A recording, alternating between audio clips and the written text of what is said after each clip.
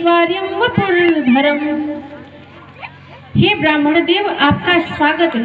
भगवान को आसन दिया, बिठाया, चरणों का प्रक्षालन किया, पूजन किया। उसके बाद भगवान से पूछते हैं राजा बलि कि आपको क्या चाहिए। भगवान ने कहा कि मैं लोभी नहीं हूँ, लालची नहीं हूँ, मुझे तो अपनी उपयोग में लाने के लिए थोड़ी सी, जितनी मेरी आवश्यकता है उतनी ही मैं मांग करता हूँ। मैं जब किसी के द्वार पर जाता हूँ और थोड़ी देर तक बैठ जाता हूँ भजन करने के लिए, तो दो पग में मैं बैठता हूँ, एक पग में कमंडल रखता हूँ। तो लोग कहते हैं बाबा जी आप वचन दे चुके थे राजा बलि कि आप जो मांगेंगे हम वही देंगे। भगवान ने कहा 3 पग देंगे। राजन जल्दी करो, संकल्प लो। भगवान ने कमंडलों में से जब जल निकाला, निकालने के लिए प्रभु जैसे ही आगे बढ़ते हैं तो शुक्राचार्य सूक्ष्म रूप बना करके कमंडलों में घुस गए कि जब टोटी से जल ही नहीं निकलेगा तो फिर संकल्प कैसे लेंगे।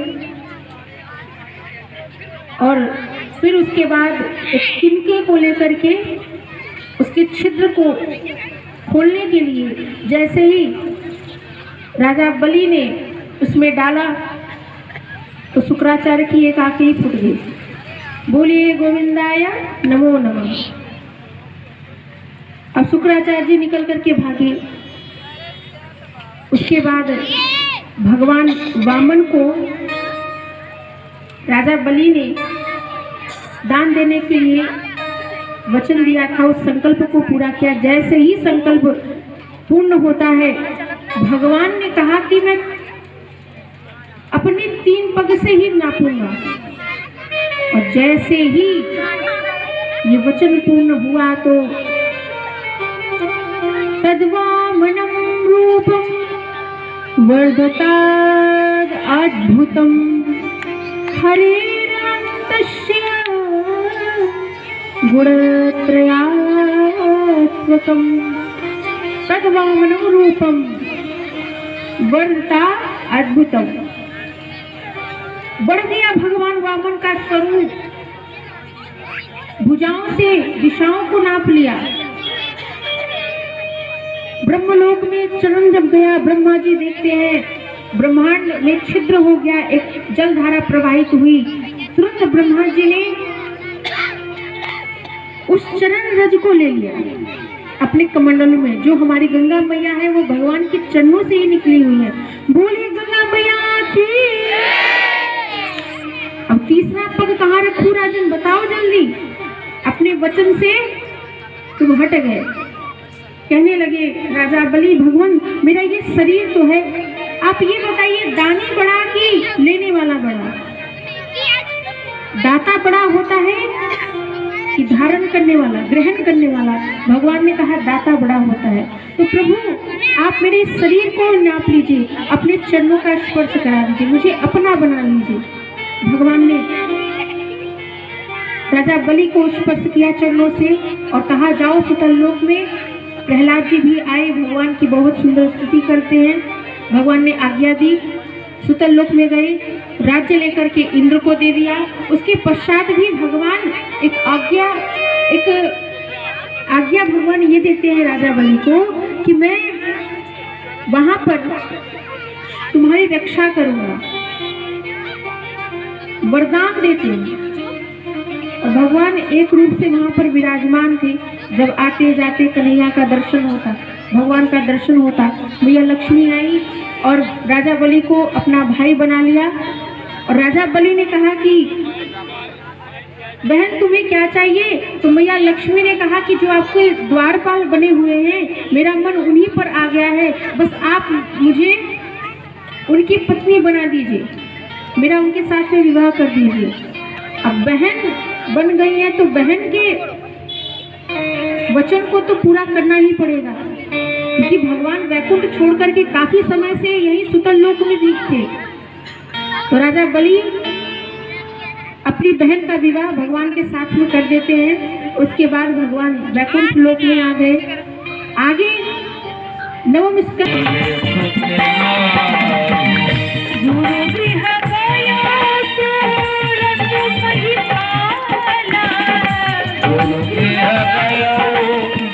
तुरत महिपाला शरण लागी करी विनय विशाला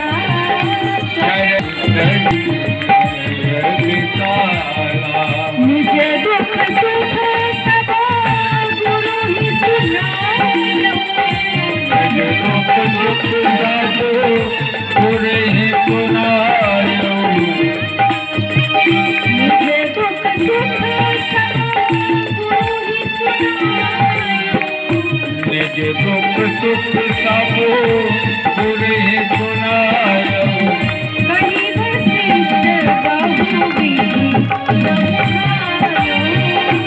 कही वशिष्ठ बहु विधि समझायो धरहु धीर होई हई सुतचारी धरहु धीर होई है सुतचारी धरहु धीर हई सुतचारी धरहु धीर होई है सुतचारी त्रिभुवन विदित भगत भयहारी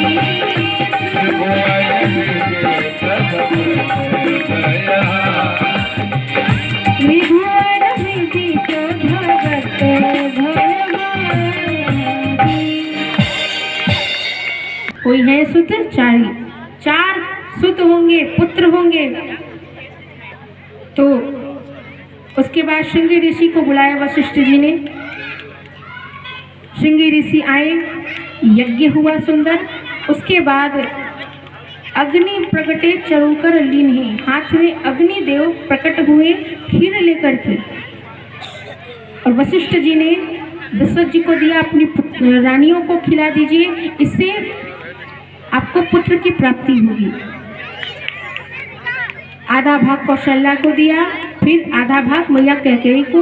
दोनों ही रानियों ने आधे आधे भाग को, अपने आधे आधे भाग को पुनः करके मैया सुमित्रा को दिया, जिससे उन्हें 2 पुत्र हुए। बहुत सुंदर। अब भगवान मैया के गर्भ में आ गए हैं, कौशल्या मैया के गर्भ में। अब बहुत सुंदर वातावरण हो गया है, हर ओर आनंद छा गया है। केवल 10 मिनट की कथा और है, शांति से। अब कन्हैया आने ही वाले हैं, बस 10 मिनट की और कथा, इससे अधिक समय नहीं लेंगे, समय क्योंकि हो चुका है।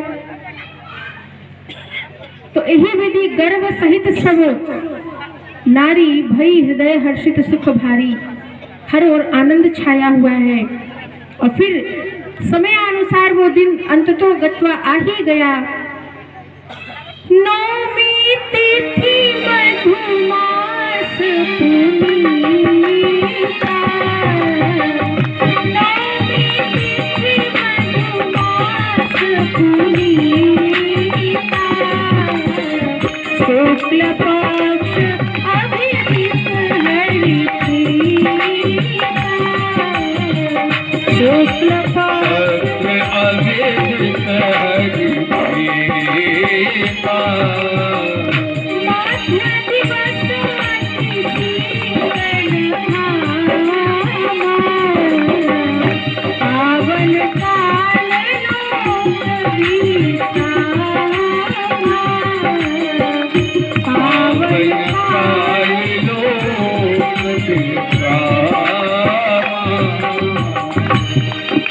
अब भगवान श्री राम ऐसे पुनीत पावन बेला में,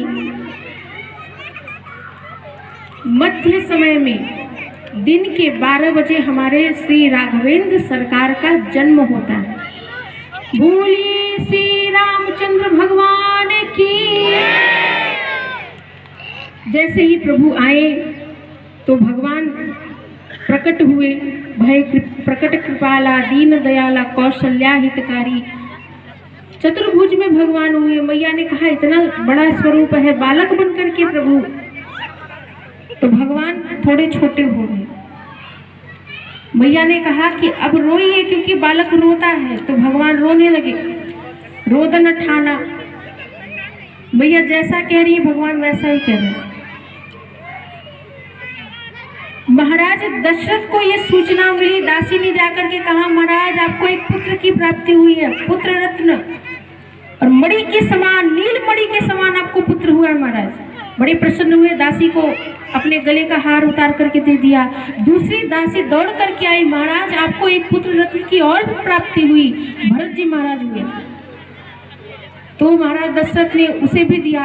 अब एक दासी दौड़ करके आई, महाराज आपको एक पुत्र रत्न की और प्राप्ति हुई। दूसरी तुरंत दौड़ करके, महाराज आपको एक पुत्र रत्न की और प्राप्ति हुई। 4 पुत्र हो गए। अब तो केवल और केवल आनंद का माहौल छा गया। महाराज दशरथ खूब लुटा रहे हैं, खूब आनंद मना रहे हैं। सारे के सारे अयोध्यावासी नर नारी सब बधाई लेकर के आ रहे हैं भगवान को।